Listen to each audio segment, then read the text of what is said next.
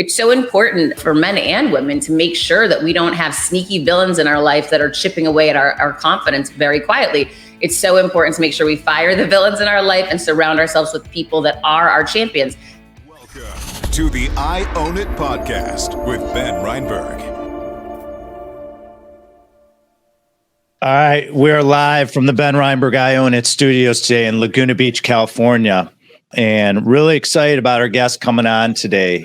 She is an entrepreneur, a C-suite executive, and incredible speaker who I've been watching and growing throughout the years. Heather Monahan, welcome to the show. It's great to see you, and thank you for joining us today. Thanks for having me, Ben. Happy to be here. So to kick things off, I want our audience to hear your journey from sales rep to C-suite, and now you're this powerhouse professional in the self-help world. Share with everyone the journey and the process it's taken to get to this point. Yeah, I grew up pretty poor. So my first job I had was when I was 9 or 10. I had a paper route, which was really the beginning of my sales career, right? Because you're trying to expand your reach and your client base and upsell people. And so, that led me to, I started bussing tables at restaurants and diners and then waitressing and then bartending. And so really all through my childhood, I was working and really refining my sales approach, which ended up being such a gift. By the time I graduated college, I went to work for the Gallo Winery and I became the top salesperson in the organization the first year. And it was really just a function of I'd been selling for so long. So I leaned into sales. I ended up getting into the radio business, became an equity partner in my early 20s. We bought a $25 million company. My job was to accelerate revenues as fast as possible. We did that. And in under 3 years, we sold that company for a $30 million net profit. From there, I went and pitched myself for a job that didn't exist at a publicly traded media company. And I was awarded VP of sales for the entire company. And then I was promoted 3 times, ultimately being named chief revenue officer, was named one of the most influential women in radio. I was killing it. And then I was unexpectedly fired when the CEO I had worked for 14 years became ill, and he elevated his daughter to replace him. And she was my arch nemesis. So I took that opportunity. I had an 18-month non-compete. I had to leave the media business and start over as a beginner somewhere. And so I decided to roll the dice on myself. I put a post up and said, hey, I've just got fired. If I've ever helped you, I need to hear from you now. That post landed me on the Elvis Duran show. And halfway through that interview, he said to me, well, obviously you're writing a book, but I wasn't. But he just had this conviction and confidence in me. And I decided to grab that confidence that he had and go write a book. So I did. I Googled how do you write a book and basically just said you have to write every day. So I did that. And in 5 months, I published Confidence Creator, my first book, which the first week it came out at Donald Trump for #1 on the business biography list. And yes, I kept the screenshot to remember that moment. And then from there, I Googled how do you sell books, and it said speak. And I had been speaking my whole career. We just didn't get paid for it. In the media business, it was expected of you. That's part of your job. And so I had been traveling the world speaking for 20 years. So when it said, just start speaking, I just started cold calling companies and pitching myself to speak. And that got me into the keynote speaking business. I gave my first TEDx talk, which got promoted to TED. And then I signed with HarperCollins Leadership and wrote my second book, Overcome Your Villains, launched my podcast, Creating Confidence. And it's just been one, opportunity after another since I got fired. So let's talk about that. Your first best-selling book, Confidence Career, which was in 2018. I found the title very intriguing. I think a lot of people struggle with confidence. We're beaten up on a daily basis, especially entrepreneurs, business owners, employees, you name it. What is the formula, Heather, you distilled for creating confidence? Oh my gosh. Well, here's the thing. Confidence isn't a static thing. So it's definitely worthwhile for everyone to invest some time, energy, and attention into figuring out, what the right recipe is for you to have confidence at different times in life, because obviously there's going to be variables, there's going to be issues and challenges along the way, and it can often rattle your confidence. It certainly did for me. So I had been putting so much of my focus on things that were external, in my life, my paycheck, my team, my title, and those things can be taken away from you. And so what I learned going through this exercise of being fired was I need to start focusing on things that are internal to me that can't be taken away from me. My experiences, my expertise, the morals that I have, my values that I have, right? And start really, being intentional about the important things that do matter and taking my focus off that external. One of the things that I had a lot of success with when this first happened was creating a 30-day plan. And it really, when you're in a difficult situation and your confidence is been wiped out, it can be hard to think about a year from now, 5 years from now, 10 years from now. So I really, created this baby step plan of getting through the next 30 days, creating a vision of what I was going to look like and feel like at the end of 30 days, approaching it literally day by day to make sure that it was manageable for me. But it also allowed me to start building some momentum and allowing me to really break down and understand. I might be at a 0 on confidence right now, but I know that I'm coming for that 10 by the end of the month. And I'm going to take specific steps every single day to get myself there. And it definitely worked. Share, especially with some of the women out there that follow you, what are a few items you could show to help kind of trigger your confidence quickly when you're down, you're having a rough day, could be anything. These external forces, like you say, is really beating on you. What are a few things people can do? One, I use, this is science-based. It's called priming your brain. I use a very specific playlist that anytime I'm nervous to do something, if I'm taking a really big stage, I pop those earbuds in and I only listen to that playlist going into these really big opportunities. And what it does for you is it reminds you of those other times that you've used this and you got through it, like, those other big stages you took, or, whatever it is in your specific situation. But definitely leveraging that playlist and priming your mind for success, visualizing, what is that image of, what does success look like to you? What does that confidence look like to you? How does that feel? But, being intentional about having this vision and goal ahead of you and holding yourself accountable. It's so important, for men and women to make sure that we don't have sneaky villains in our life that are chipping away at our confidence very quietly. It's so important to make sure we fire the villains in our life and surround ourselves with people that are our champions. Spending time doing things that you're good at is really important. And people don't understand that. Someone will be an accountant, but they don't really love, being an accountant. It's somewhat of a struggle and it's tedious but they love painting. However, they tell themselves, this is my job and I have to do it. You will always chip away at your confidence if you find yourself in a career or spending a lot of your day and time doing something that really doesn't light you up. So, I encourage people to figure out what it is that you really love to do and then find a way to make that your business, which is exactly what I ended up doing for myself. I had no idea the speaking, business was a multi-billion-dollar business and I could get paid to, travel around the country and do that. But it was all about taking the steps, spending the time in the arenas where I felt good about myself. I knew that those were my talents, and then figuring out how do I build a business around this. So let's talk about one of your businesses, and it has to do with confidence, is Boston Heals, and which is a global community dedicated to help others gain confidence, like we're talking about, and live their best lives, Heather. What is your approach for helping women grow professionally and break more glass ceilings? Well, it's number one, it's so important not to allow other women to speak in disparaging ways about other women. That was something I saw happen on the daily when I was in corporate America. The biggest sabotagers for women's advancement are other women. So I'm a big fan of calling that out, call out the elephant in the room and let people know, this is your opinion, your choice that you're going to speak ill will about other women. It's not going to happen on my watch, and it's not going to happen when I'm in the room. So, really calling out that bad behavior that has been allowed to go on for so long. Another thing that is really a great tactic and tip for people that are struggling with confidence, whether they be in corporate or not, is to stop apologizing. I remember when I'd be late to meetings and I would always be putting myself beneath everyone else. I'm so sorry, I got stuck in traffic, making excuses, over explaining.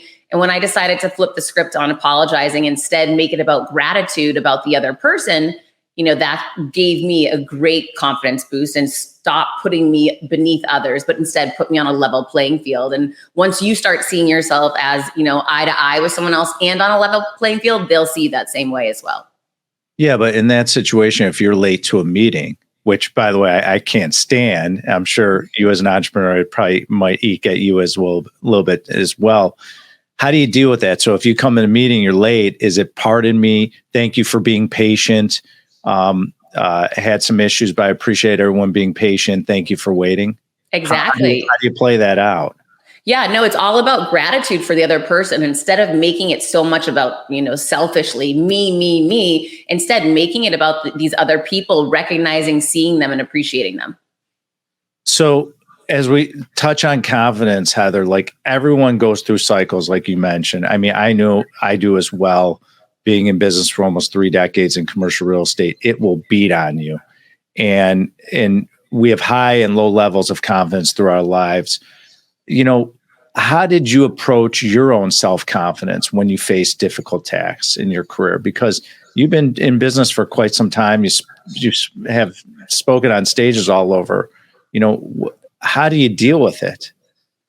Well, it's like no different than working out, right? And when your goal is to develop more muscle, you put a plan together and you work that plan on the daily and you check in with yourself, you weigh yourself.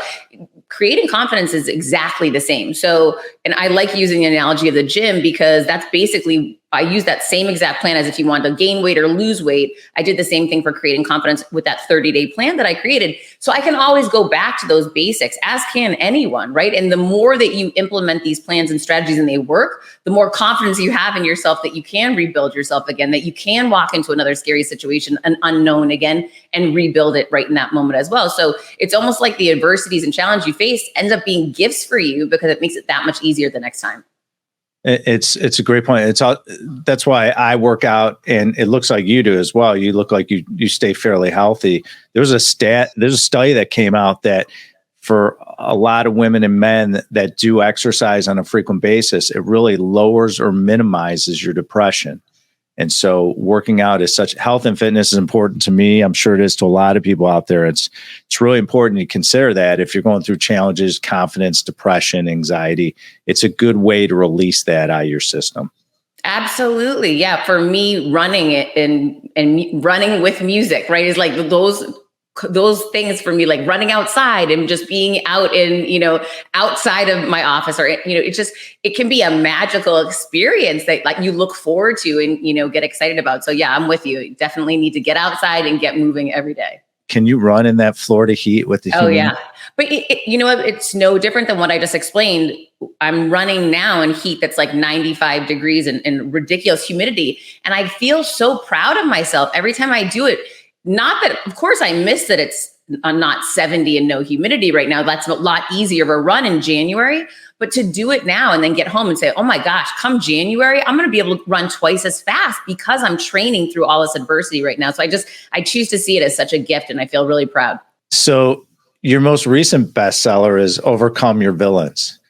And what were the key things you felt were unsaid in your first book that you wanted to share with your readers and followers? Like, I suspect you get some variant of this question often, but does your villain need to be a bad person, Heather, or sometimes the villain just the difficult challenge you face?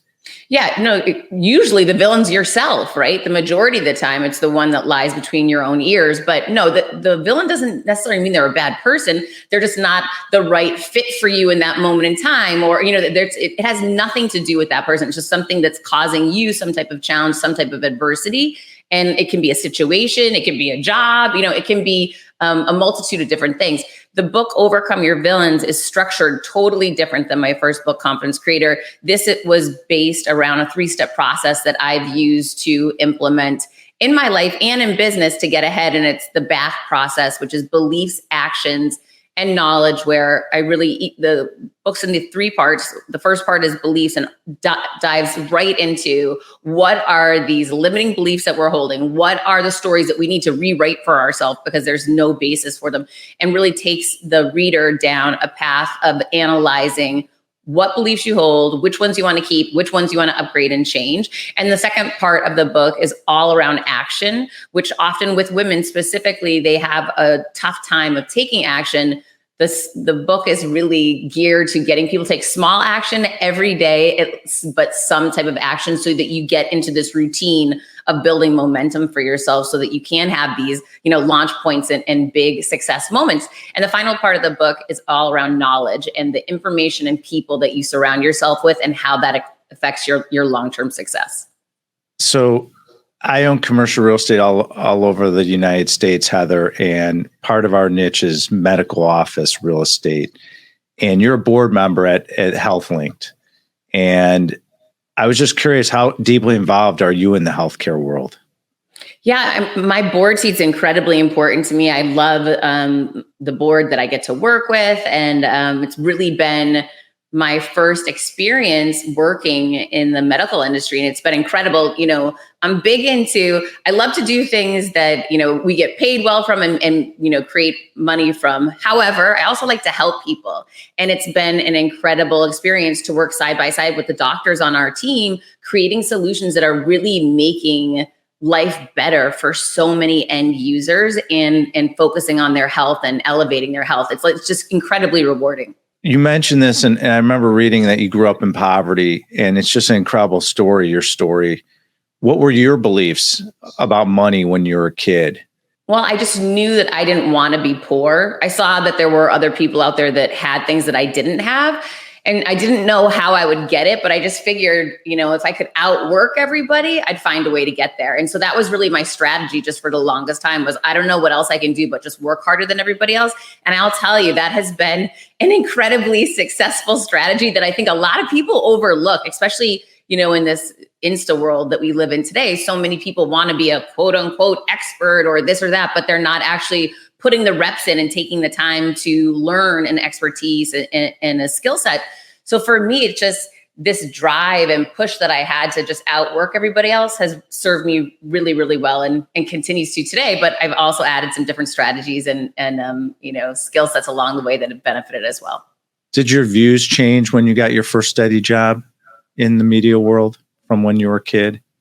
Probably not. No, I'm still, even to this day, I'm super, super driven. My ballet was saying to me this morning, they were like, you work too hard, Heather. Why do you do that? But the thing is, when you love what you do and you have a massive impact on people and I get thousands of messages every month saying to me, you changed my life because of this. I just left the worst marriage ever because of your first book. I just get these beautiful, Heather, your podcast has changed my life and got me to quit my job that I hated. So when you get messages like that from people and know you're impacting them, you got to leave it all on the field every day and, bring your A game so that you can keep making the world a better place.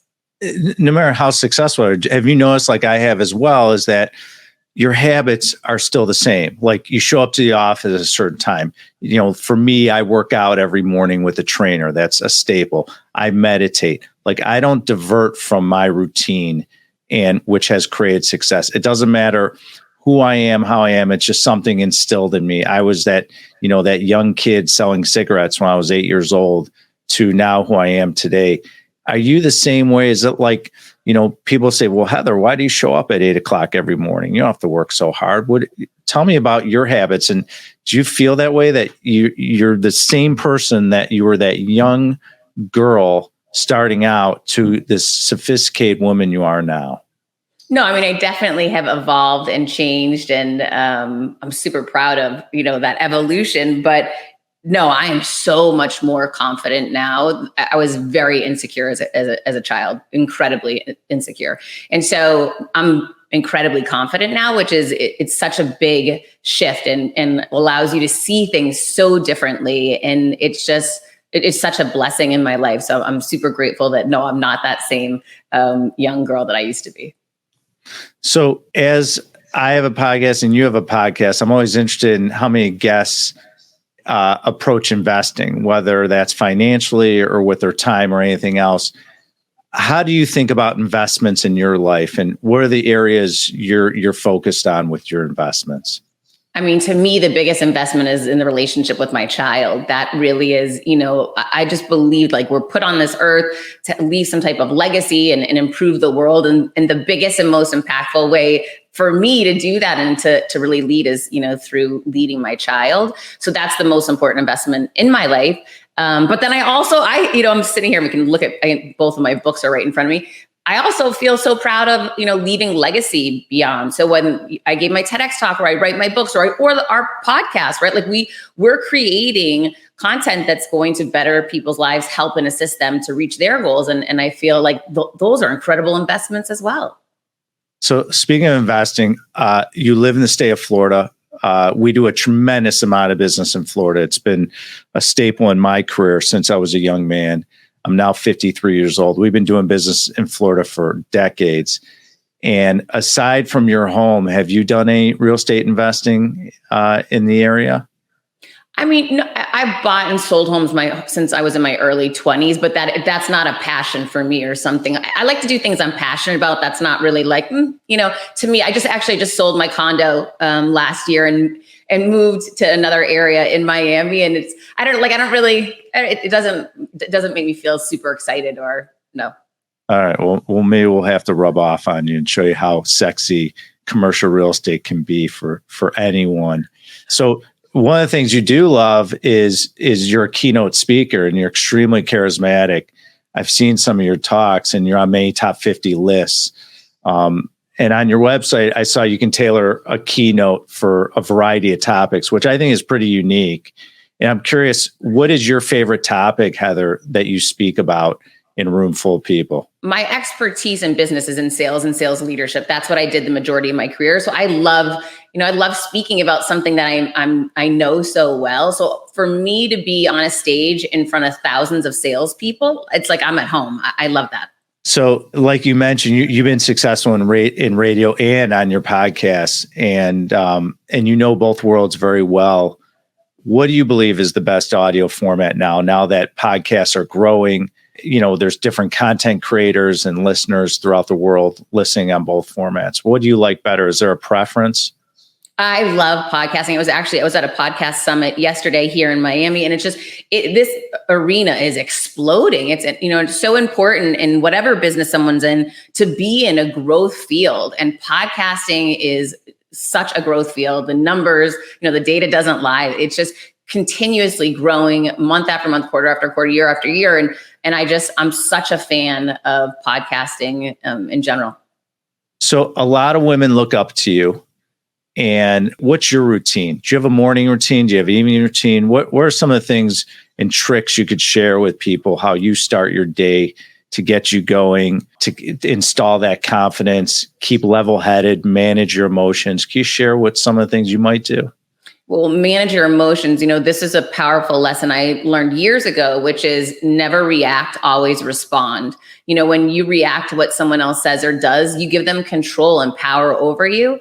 And that just, to me, it's so much more important to pause, give yourself grace, take whatever time you need, but respond with all the class that you have within you instead of reacting, to what someone else does.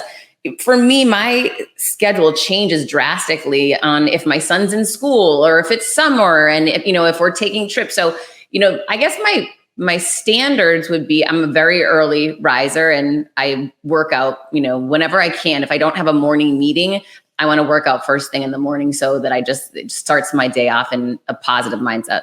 So is there any new content or ventures you have in the pipeline that are forthcoming you could share with everyone out there?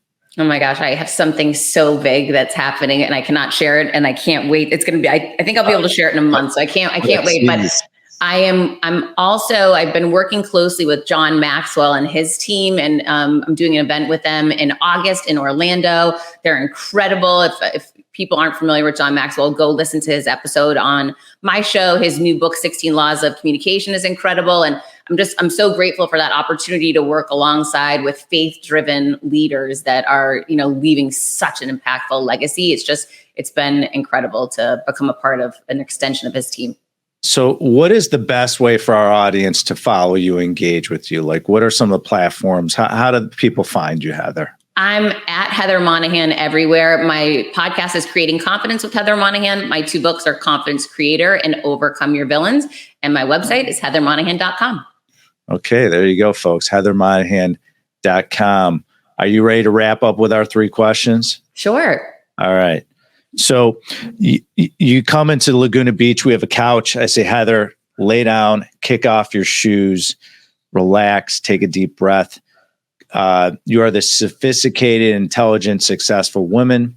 You've been through a lot in your career, and you can go back to when you were 16 years old. What would you share with yourself? What kind of advice could you share with yourself, being the woman you are today, with your 16-year-old self, to help you get to this point? Yeah, I guess really when I was younger, I would defer to other people to give me advice, thinking that I just didn't have it, when the reality is I was the one voice and opinion that really mattered in my own life. And I wish I had been amplifying that voice since day one and not waiting, until I reached my 40s to figure that out. So it's our last day on earth, kid. It's just me and you. It's our last meal together. Your choice. What are we eating and what are we drinking? I'm not a big foodie. I'm so much more about the people I'm with, not about the food that I'm eating. And it's to me, it's so, I don't know, whatever, whatever's on the agenda is fine for me. I'm not big into like thinking about food. I know there are a lot of people out there that spend so much time thinking about it, but it's not really my wheelhouse. All right. So you're saying that I get to choose? Yeah, for sure.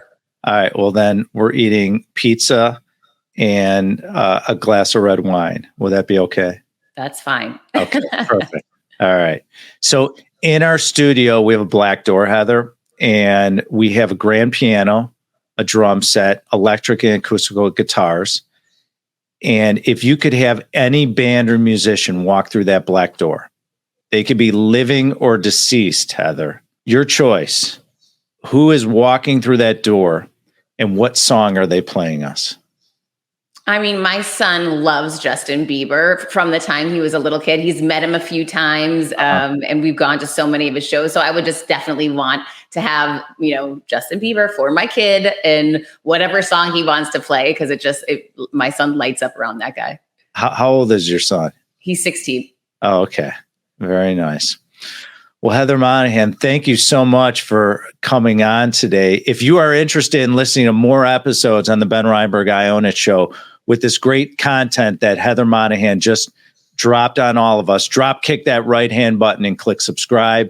Feel free to click the like button as many times as possible so we can say out there in the ether, let it go viral. To follow me, go to benreinberg.com. I'm on all the different social media platforms. And if you are interested in investing in commercial real estate on a passive basis, look no further. Go to our company, AllianceCGC.com. We are the leaders in investing in commercial real estate around the United States. Feel free to log on and look at our brand new fund, the Alliance Medical Property Fund. It is the #1 fund out in the market in the United States. Heather Monahan, thank you so much for joining us today, and we'll see you soon. Thank you. Thank you for listening to the I Own It podcast with Ben Reinberg. To hear our past episodes and connect with Ben, visit benreinberg.com.